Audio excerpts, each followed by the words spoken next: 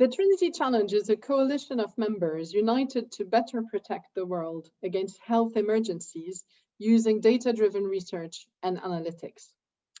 I don't need to convince this audience that we need to do better now against COVID, and we also need to be better prepared for next time.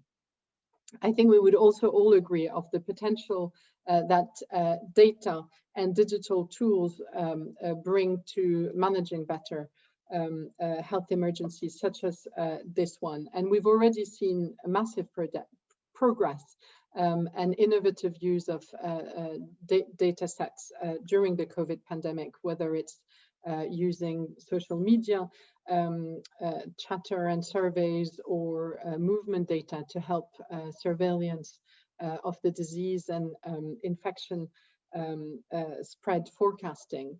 We've already seen some of the benefits of using data differently or better.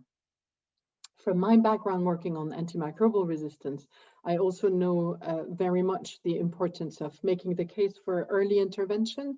It is simply cheaper and easier to act early. And this has, of course, panned out very much during this pandemic, but we know it will continue.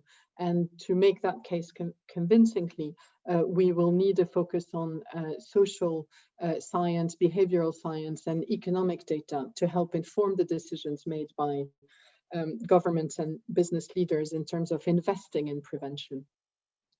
There's finally some urgency to act now. One is because there's been an accelerated pace of progress during the pandemic, and there's something really urgent about learning the lessons of what has worked well this time and can be reproduced at scale and should be saved and become what we call global public goods that can be picked up and used by organizations who are delivering on public health objectives.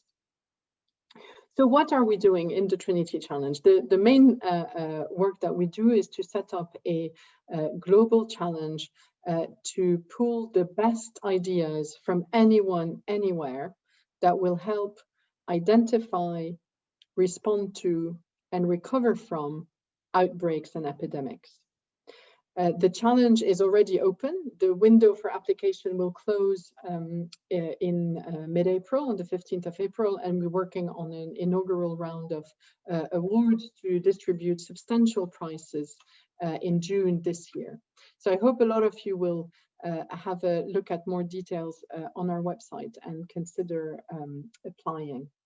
What our members do, in addition to setting up and designing the challenge that I just described, is work across our coalition on specific projects that are set up to address some of the toughest questions posed by this pandemic, questions that we know will continue to be relevant outside of health emergencies and during the next ones, which we know are around the corner.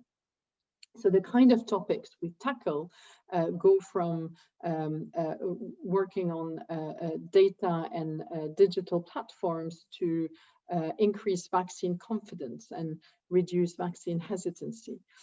We are also working on learning the lessons from the best surveillance tool, as well as infection forecasting tools, so that we can package and make these tools and these innovations available to more of the decision makers in government and in public health in more countries in the world.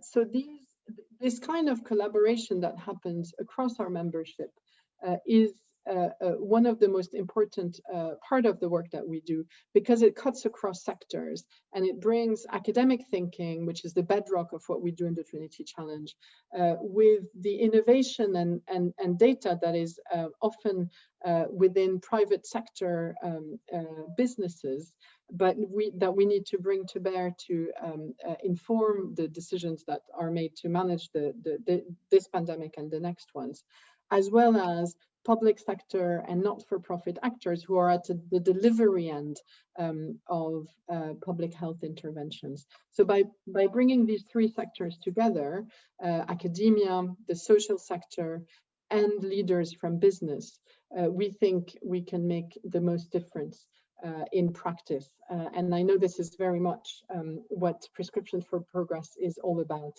So it's a pleasure to be here today talking to you. And before I leave you, can I just encourage you once again to check out the detailed information about the challenge that is now open. Our website is thetrinitychallenge.org, and all the information is there. The window for applying into the challenge closes on the 15th of April. I hope many of you will check it out.